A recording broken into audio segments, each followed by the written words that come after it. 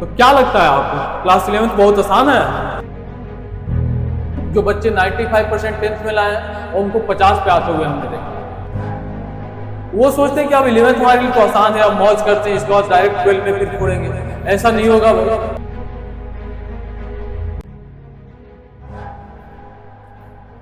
Hello दोस्तों, कैसे हैं आप लोग? आई होप सो कि आप अच्छे होंगे।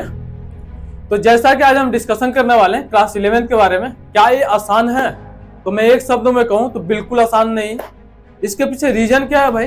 तो जो पहले के टूल्स थे हमारे पास 9th से 10th में जो काम आते थे, वो टूल्स बिल्कुल काम नहीं आने वाले हैं यहाँ पे, क्योंकि यहाँ पे टूल्स ही बदल चुके हैं। जो हमारे पास एडिशन, सब्ट्रैक्शन, मल्टीप्लिकेशन, डिवीजन, ऐसा चीजें करने के फॉर्मूला जो इस्तेमाल होते थे, जो बेसिक वाले थे, 6th 7th 8th में पढ़ाए गए थे, वो जो इस्तेमाल होते थे वो तो इस्तेमाल होंगे यहाँ पे। लेकिन यहाँ पे कुछ बेसिक टूल्स आ चुके हैं मैथ के, जिनको यदि आप नहीं पढ़ते हैं, यदि सीरियस नहीं लेते हैं, तो कतई मैं कह रहा हूँ 11th तो खराब होगी 12th भी आपकी खराब हो जाएगी। और इसकी खास बात यह है कि एक ही बार चांस मिलने वाला है पकड़ बनाने का।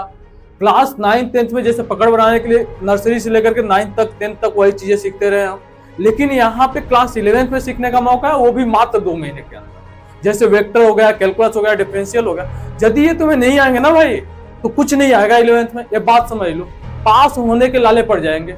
9th 10th में तो बढ़िया नंबर ला लेते हो ना, क्योंकि सिलेबस छोटा होता है, चीजें आसान होती हैं, कैलकुलेशन आसान होते हैं। यहाँ पे ऐसा नहीं होने वाला है। तो मैं बस यही कहूंगा, सीरियस हो जाओ, साथ में जुड़ जाओ।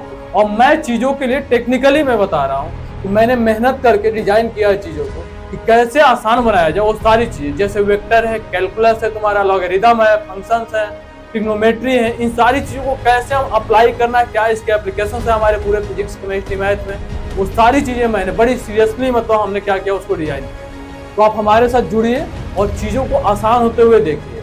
बस थोड़ा सा सीरियस रहना है। समझ में आ गई बातें?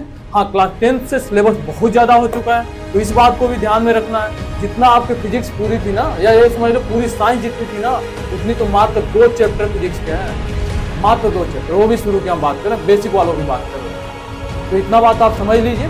तो मैं इतना ही कहूंगा कि सीरियस हो जाओ और सीरियसली पढ़ाई को करो।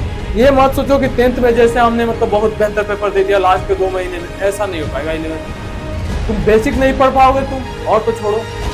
तो ठीक है, मैं इतना ही कहूंगा बस आपसे कि पढ़ाई करने के लिए जुड़ जाइए हमारे साथ, या जैसे भी जुड़ रहे हैं, लेकिन सीरियसली जुड़िए। बस, थैंक यू, बाय बाय।